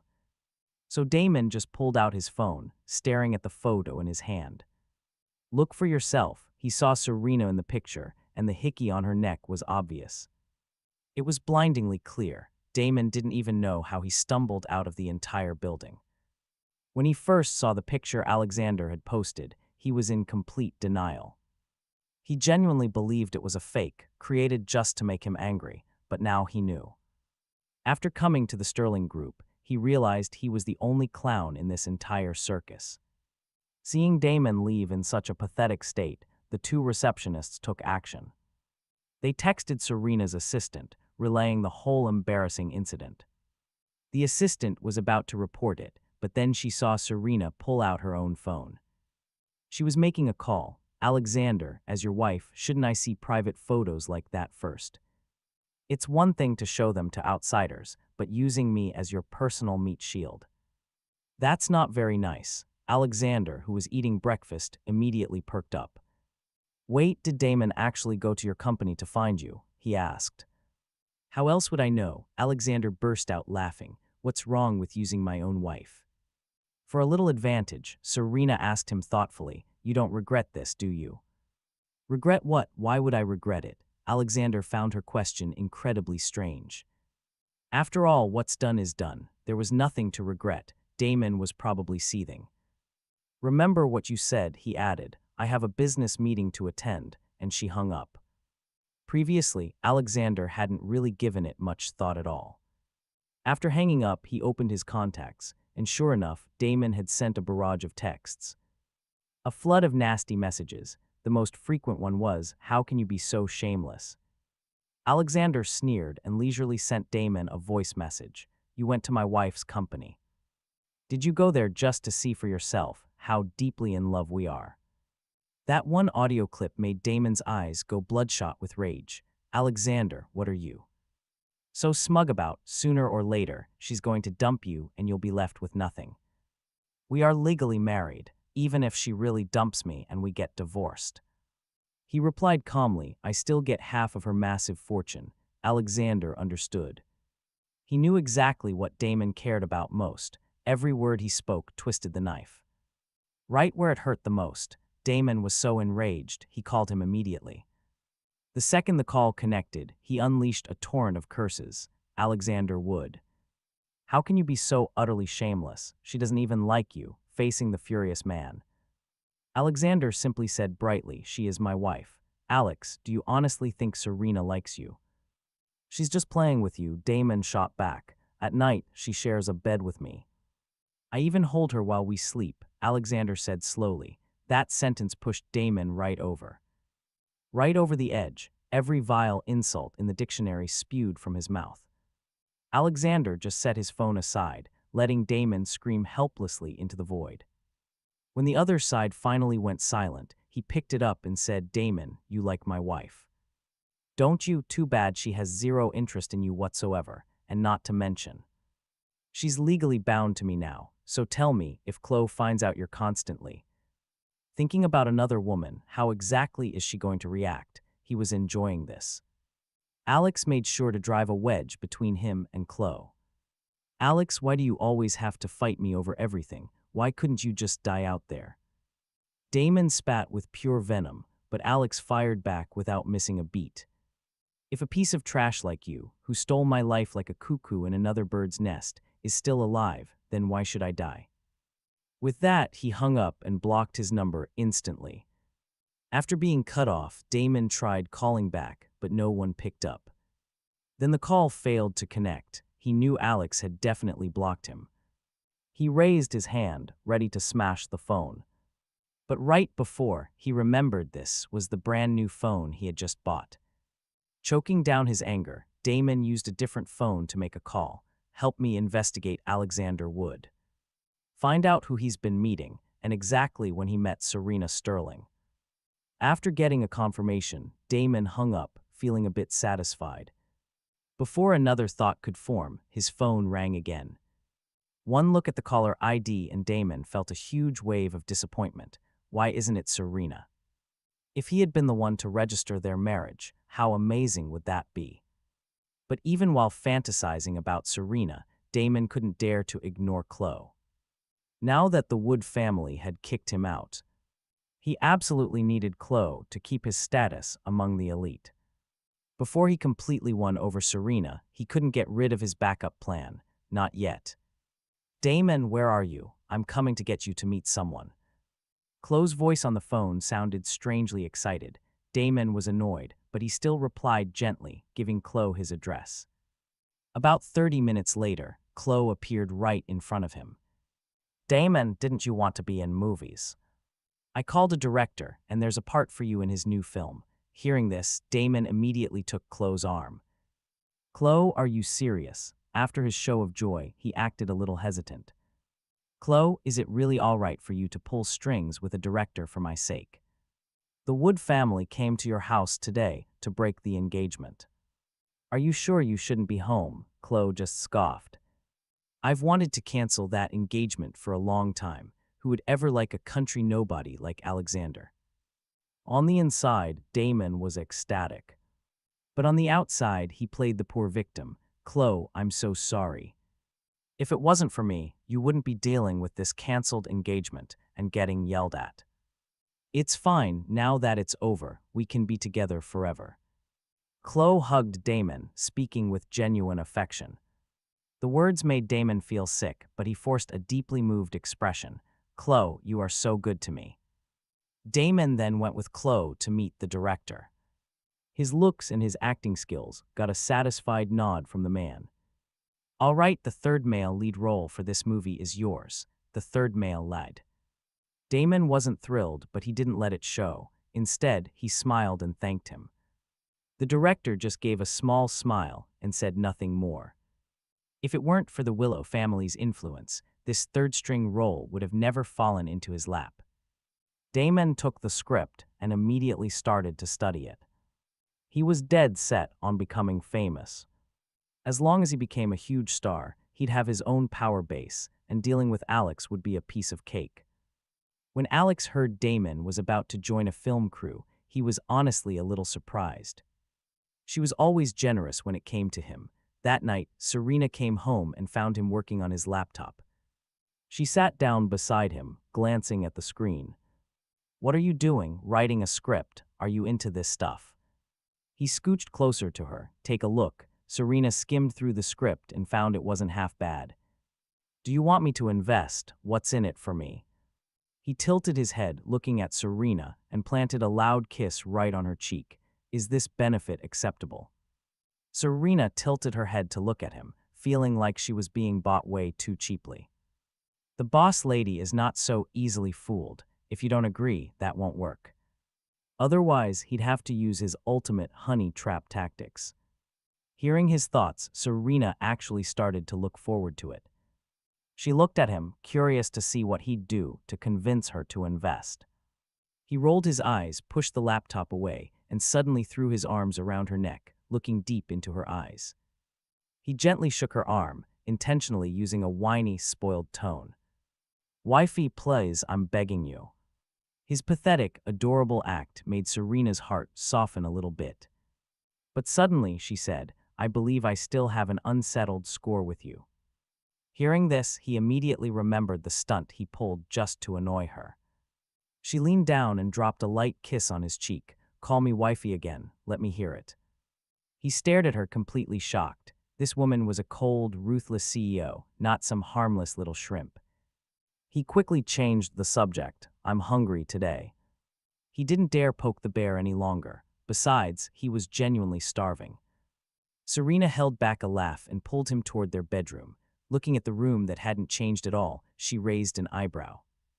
"Didn't you say you were going to redecorate?" He just rolled his eyes at her. With the state of his neck, he wasn't about to step outside just to get laughed at. Serena's eyes drifted down to his neck, and she couldn't suppress a smile. She leaned in, giving his neck another light bite. He stared at her with wide eyes. Serena didn't argue. She just asked softly, "Using me to provoke that repulsive man. How should we settle that debt? Who told him to like you? If I don't use you to provoke him, who else am I going to use?" He answered righteously. Serena nodded, surprisingly not arguing. "Then it's not unreasonable for me to collect a little interest, is it?" He was about to say something, but Serena gave him no chance. He pinched her, pretending to be wronged. "You're so difficult with your own husband, and you still demand compensation. So stingy for a CEO." Serena simply grabbed his hand and kissed his knuckles lightly. "Your wife is a businesswoman, so I provide the funds, and your wife only accepts payment via the honey trap. The day after tomorrow, I'm going on a business trip. Do you want to come with me?" Serena asked, hoping he'd join her. "I'm not going," he said, then suddenly remembered something. She still hadn't actually said whether she was investing or not.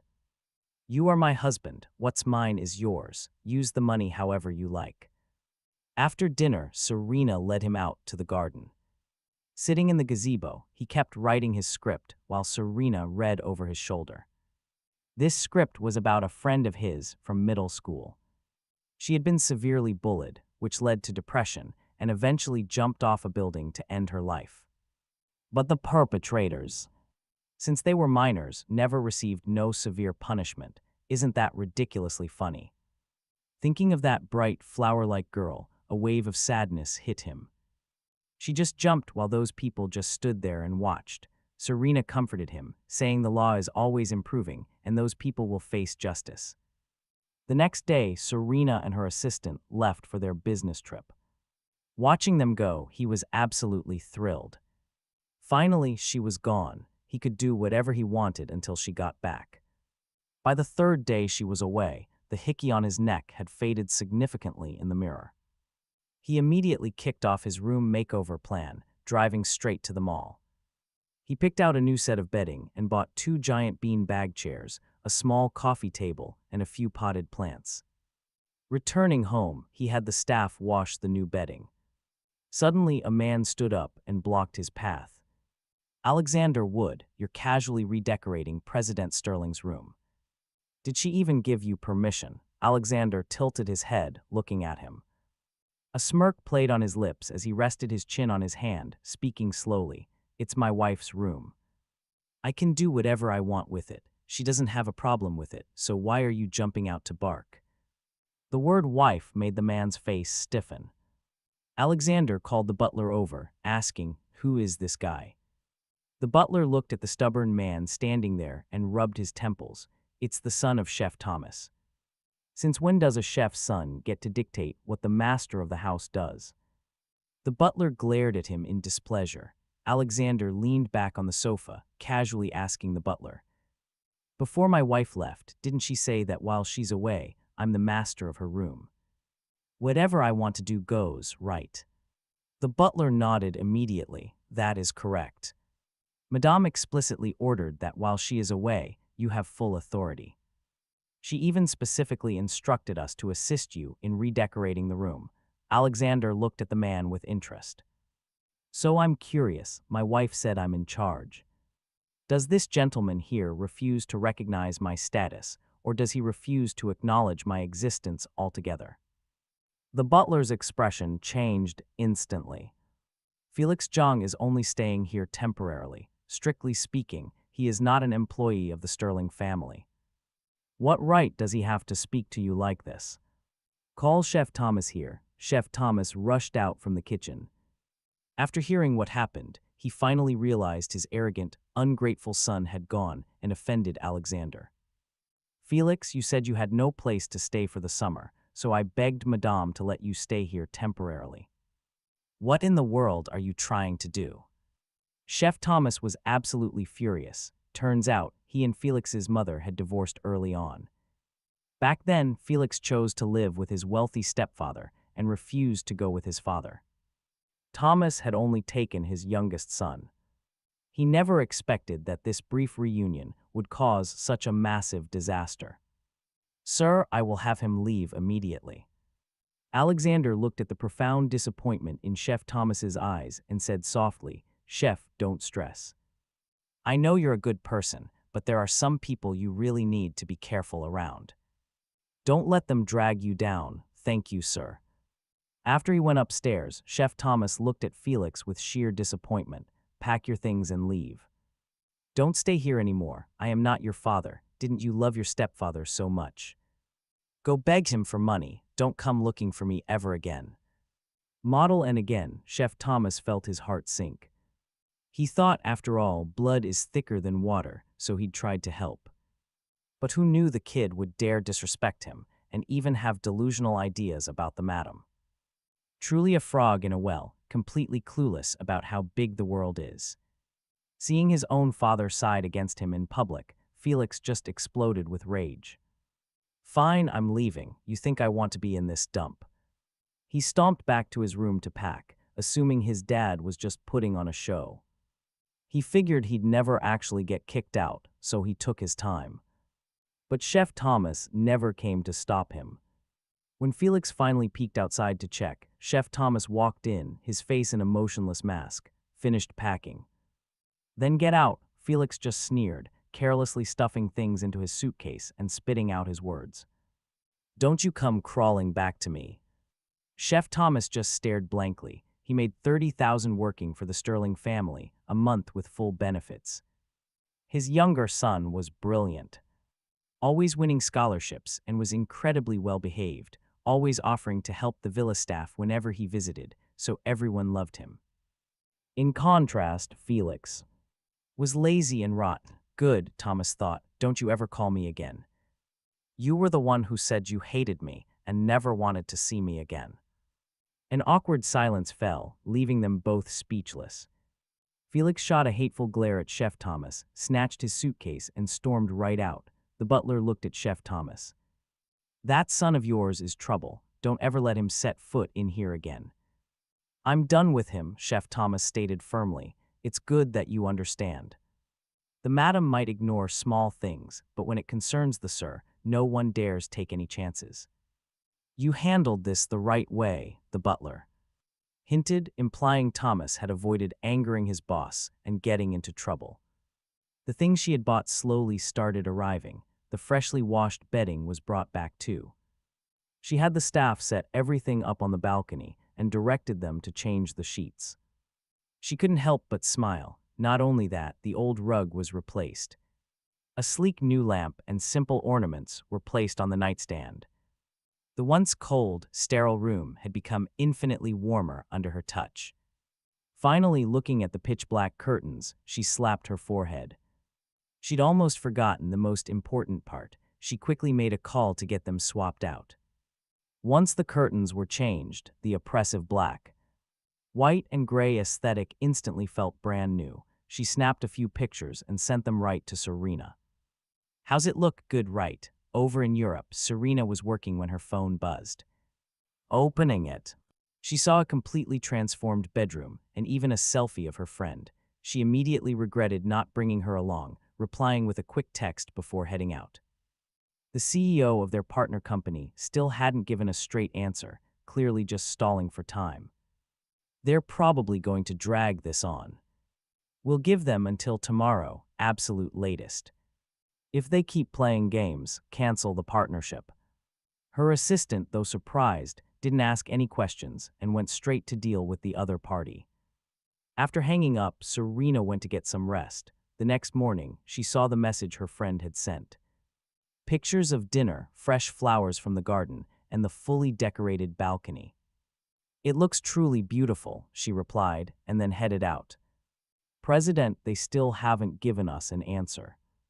Book us a flight back for tomorrow morning." She had zero intention of wasting more time. Handle today's business, call if anything comes up. And with that, she grabbed her car keys and left. After walking around a bit, she returned holding a ton of shopping bags. Just then, her assistant received a call from the partner company and ran to find Serena, only to stop dead in her tracks. She found her boss surrounded by high-end shopping bags, decor, clothes, and shoes. The assistant was floored. Who'd have thought their icy, untouchable CEO would ever go out shopping for these kinds of things? "Boss, did you buy all this for sir? He likes this stuff." As she mentioned him, a rare, genuine smile appeared on her lips. It was then the assistant realized her CEO was actually human. Around the person she liked. That tough, cold exterior completely melted away. "The other party wants to increase their profit margin," the assistant reported, remembering why she came. She told them, per our original plan, we were heading back tomorrow. The partner company was absolutely sure that Serena would eventually give in for the business deal, but they were dead wrong. At that exact moment, in a luxurious European estate, a man swirled red wine, asking the person beside him any news. "Smith, my friend, you're dead meat this time." Serena Sterling just had her assistant book a flight back to China for tomorrow. A blonde man nearly launched himself off the sofa, slamming his glass on the table. "What did you say?" They're really pulling out of the deal. Serena's business influence in Europe was not something to be messed with. Even the top players had to tread carefully. She came to negotiate in person, and this Smith character had the nerve to try and shake her down. How could she ever back down now? Smith was about to speak when his phone rang. He saw the name and his face went white as a sheet. He scrambled to answer. "Smith, you have some serious nerve making things difficult for Serena Sterling. I worked my tail off to get her to come to Europe, and you go and tick her off. You absolute idiot." Before Smith could explain, the other side hung up. Smith just stared blankly at his phone. It hadn't even been that long, and David already knew. The man next to him just shook his head. "Smith, this is only the beginning." And sure enough, after David's call, Smith got over a dozen more. Every single one was from someone he absolutely could not afford to offend. Their goal was unanimous: force him to apologize to Serena Sterling. From their tone, if he didn't apologize today, forget the deal. He wouldn't even be able to keep his own company. Do you know where Serena Sterling is? To protect his empire, Smith had no choice but to bend. The man beside him gave him an address. Whether you can even get a meeting with her now, that's all on you. That evening, her boyfriend was video calling Serena. A knock came at the door and the assistant entered. President, Mr. Smith is asking to see you. Tell him I'm not seeing him. The assistant nodded and left. The man on the call asked, "What's wrong? You don't look happy. Is work going okay?" Just some people whose greed is bigger than their brains. Model Serena explained the situation. This guy Smith tried to demand a 10% profit cut from her. Alex's expression soured. Her net worth is ranked globally, and this nobody named Smith actually dared to use shady tricks just to squeeze some money from her. He asked what she'd do. After all, his family had invited her, but since Smith clearly crossed a line, the partnership was officially off. She was flying back tomorrow. Alex's face lit up. "Then you have to bring me a present," he demanded, but she had an early flight. "What if I don't have time to buy one?" she teased, pretending to sound regretful. He shot her a glare through the screen and then abruptly ended the video call. Poking at his phone screen, he muttered about the big-shot CEO on her business trip. She won't even buy her husband a present. 1-star review. Meanwhile, Serena hadn't expected him to just hang up like that. She let out a helpless laugh, shaking her head. She plugged her phone in to charge and then went to get ready for bed. Down in the hotel lobby, Smith lingered for a long time, but still couldn't get a meeting. The assistant blocked his path. "Mr. Smith, our CEO is currently on a video call." "A call with her husband. I'm afraid she is unavailable to see you right now." Smith was fuming, but he didn't dare show it. "I can wait." The assistant just smiled politely. "Mr. Smith, our CEO has already decided to take the earliest flight. She's flying back to China tomorrow." Panic set in. Smith hurriedly blurted out, "We can sign the contract right now," but the assistant's reply was ice cold. "We cannot meet your conditions, so there is no need to sign this contract." Smith's face turned ugly. The assistant was clearly impervious to both threats and pleas. With no other options, he had no choice but to leave, ordering his men to keep watch, planning to ambush Serena the second she stepped outside. The assistant went back upstairs to report, "President Smith is still waiting outside." "Tomorrow we'll walk right past him," Serena simply responded with a quiet "ahem." There was no reason to partner with someone like him. He just wasn't worthy. The next morning, the assistant loaded the luggage into the car before heading off to retrieve the gift Serena had bought for Alex. At the hotel entrance, Smith blocked Serena's path.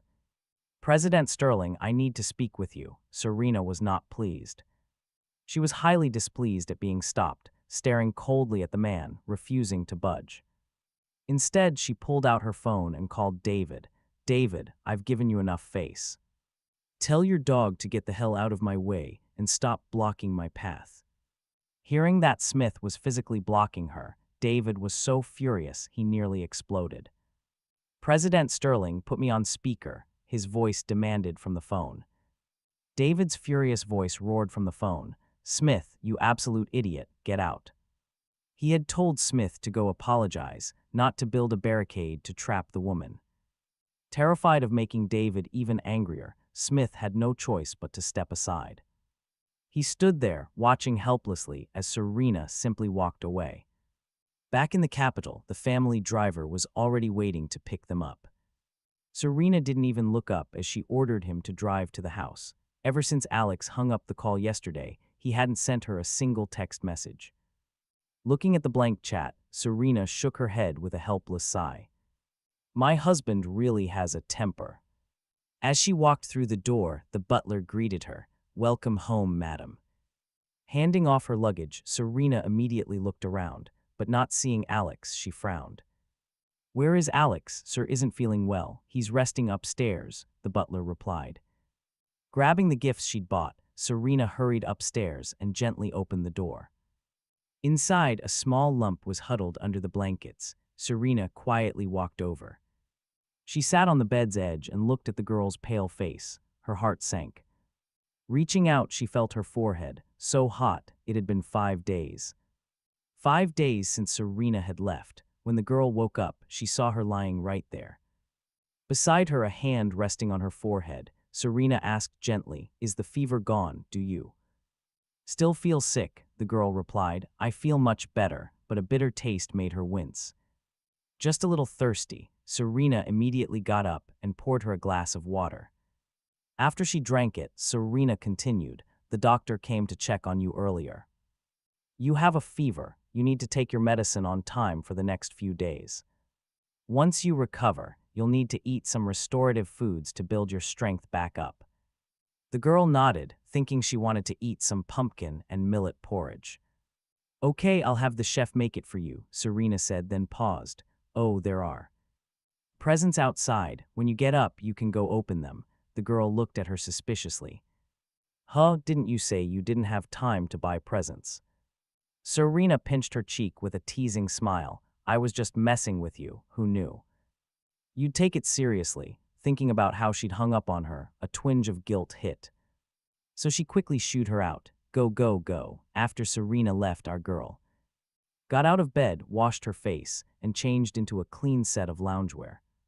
She slipped on her slippers, excitedly going to open the gifts. Seeing the exquisite shopping bags on the floor, she hauled them onto the sofa and slowly unpacked them. The clothes inside were exactly her style, but the real highlight was the PC Philippe watch. It was absolutely stunning. Strapping the watch on her wrist, she tidied up the other items, then sluggishly went downstairs.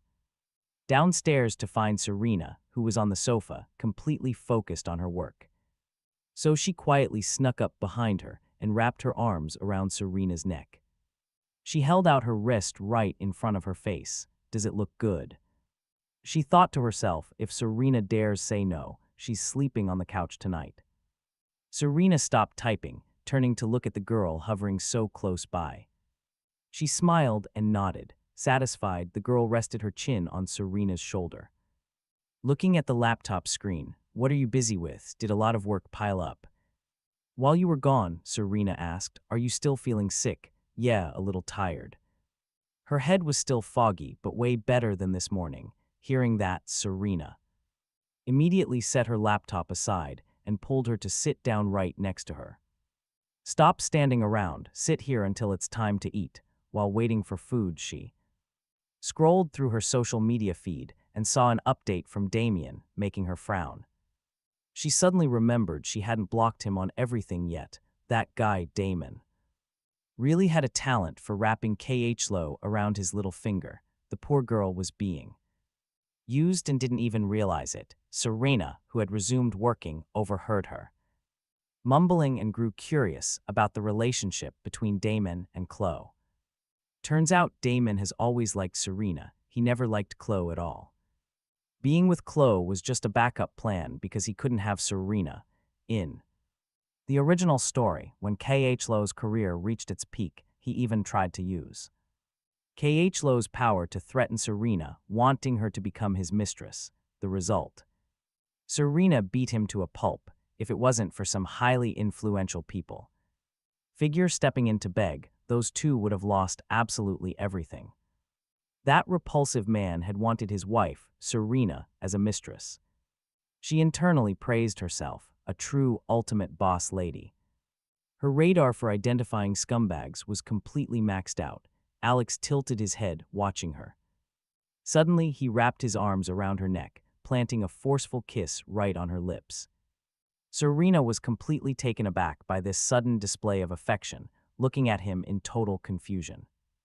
"What's wrong?" "Nothing," he thought to himself. This was a reward for his wife's excellent scumbag detection skills. Amused by this logic, Serena set her laptop down and snuggled into his arms. "Don't tease me right now." "I mean, you can," she added, "but you'll have to bear the consequences." He giggled and went back to scrolling through Damien's social media feed. Chloe had secured the third male lead role for Damien, who wasn't even mad. Serena leaned over to look. "I don't like him. Want me to replace him?" Alex shook his head decisively. "No need. This movie isn't going to air." In the original story, after this movie finished filming and went through post-production, right in the middle of a massive promo campaign, the lead actor gets hit with a huge scandal and goes to prison. The whole movie got shelved. It also lost over 100 million, and 10 million of that was KH Lo's money. The thought of KH Lo losing so much cash over Damien made him want to laugh. Mr. Wood, madam, dinner is ready. After eating, Serena dragged him upstairs for his medicine. Just as he swallowed the pills, Damien sent a text. Alex, Chloe introduced me to a famous director. You're not jealous, are you? Reading that message gave Alex a full-body cringe. Aren't you going to work? I'm so jealous of you. Unlike me, I only spend my wife's money. So Damien was trying to use KH Lo to provoke him. He didn't even consider his own worth. Isn't his wife a million times better than Chloe? Richer, prettier, and she treats him incredibly well. Serena leaned on the sofa, staring intently at him, which startled Alex. What are you staring at? Nothing. He gave her a side eye, confirming it was nothing, and kept waiting for Damien's reply. But it never came, which left him feeling a little let down. Was Damien's ego really that fragile? At that moment, Damien was staring at his phone, absolutely seething. He was so angry he wanted to strangle Alex. He forcefully suppressed his rage. He knew he had to play this role well to become famous. Otherwise, the Willow family would abandon him the second he stopped being useful to them. Once he was famous. Once KH Lo controlled the Willow family, he swore he would make Alex and Serena wish they were never born. Thinking of his grand plans for their future, his mood slightly improved. Just then, a knock sounded at the door. Damien asked cautiously, "Who is it?" Knowing it was Chloe, he relaxed, got up, and opened the door with a bright smile. "Chloe, did your uncle and aunt call you home for something? Nothing major, just about you and Alex canceling the engagement." The recent cancellation had caused quite a bit of drama within the Willow family. After all, their business relied heavily on the Wood family.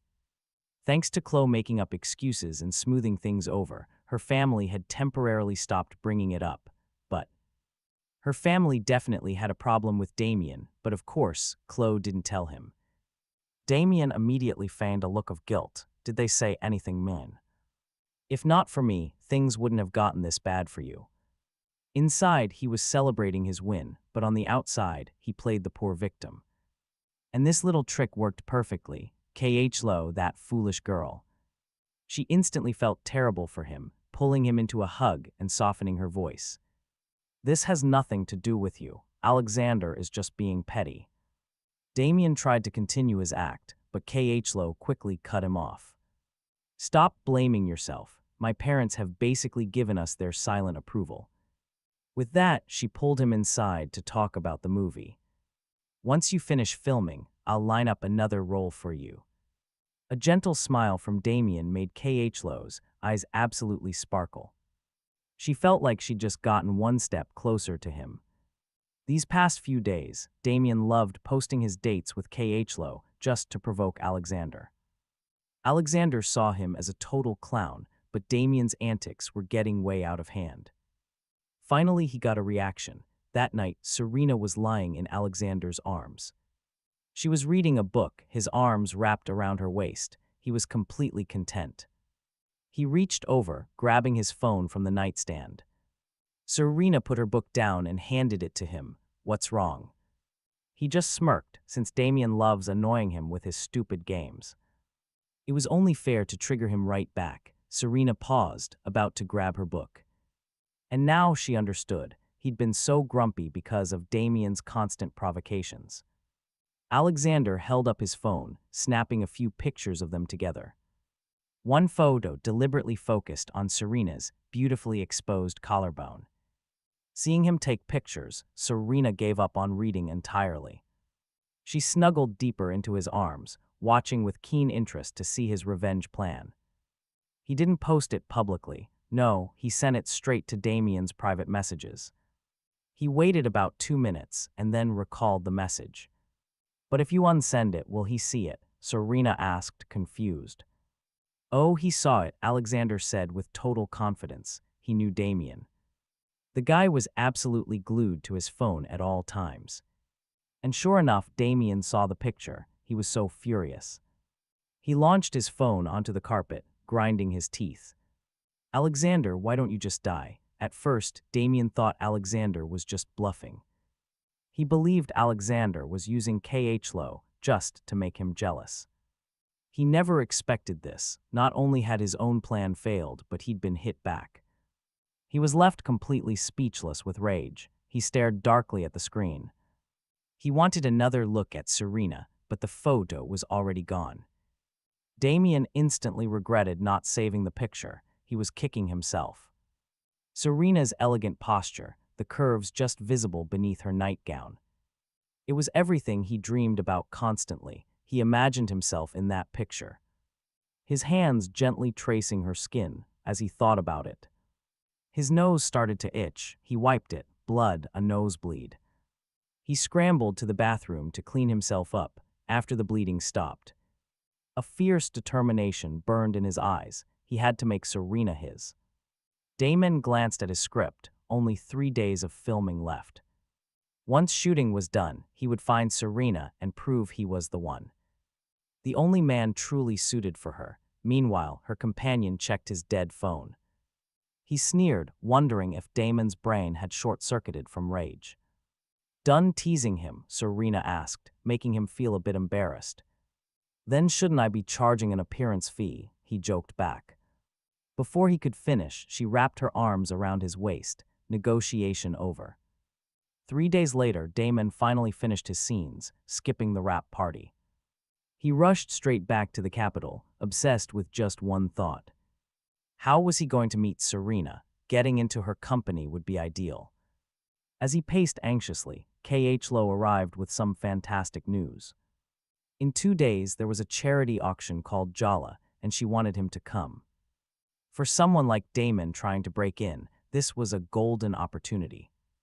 He would never pass up a chance to be seen. Serena also mentioned the event. She told her partner, who usually found these things incredibly boring. But she mentioned Kh-Lo was invited and would definitely be bringing Damon. A wannabe actor like him wouldn't miss a chance like this for anything. Hearing those two were going, his enthusiasm suddenly skyrocketed. His plan, figure out exactly what those two clowns were plotting this time. Serena was immediately intrigued, knowing he would be able to overhear them. He could listen to Damon and Kh-Lo's inner monologues. This was gonna be fun. While they were happily preparing, Damon had indeed been invited by Kh-Lo. Kh-Lo, if I go, won't your family be upset? Damon played the hesitant card. Don't worry about them, Kh-Lo replied dismissively. Damon's mind raced. It was a charity gala, and she asked him to be her +1. They couldn't interfere. Right, satisfied, he immediately put on a look of sheer adoration. It was a look Kh-Lo completely fell for. She held his arm tight. There will be a lot of important people there. I'll introduce you to some. It will be great for your career. This was exactly what Damon wanted. Getting in with those big shots was what really mattered. Kh-Lo was just a tool.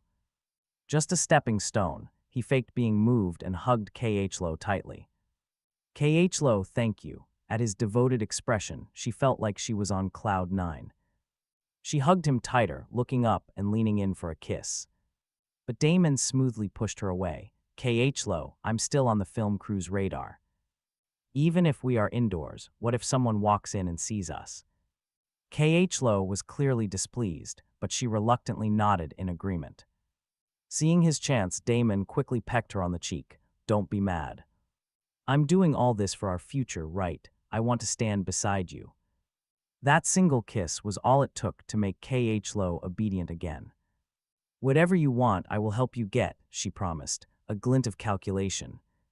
Flashed in Damon's eyes. I want Serena Sterling, can you help with that? Of course, he'd never dare say that out loud. The day of the auction arrived. Damon wore a bespoke suit with expensive accessories, all paid for by Kh-Lo. He strutted confidently by her side, drawing the eyes of everyone who knew. People aware of the feud between the Wood and Willow families began to whisper. Zero class, he really stole the true young master's fiancée. Just wow. Plays that's old news. The real young master of the Wood family is now married into the Sterling family, and she is 100 times better than K.H. Low. Willow Damien, arm wrapped tight around K.H. Low, heard all the whispers. His face went absolutely sour, these loud-mouthed fools. How dare they say that right in front of him, but K.H. Low didn't argue back. She simply walked past, dropping one cold line, the one who isn't loved is the real third wheel. Damien and I are true love. Right then, Alexander and Serena arrived. They walked in just in time for that grand declaration. Alexander couldn't resist. He let go of Serena's hand and gave K.H. Low a slow clap.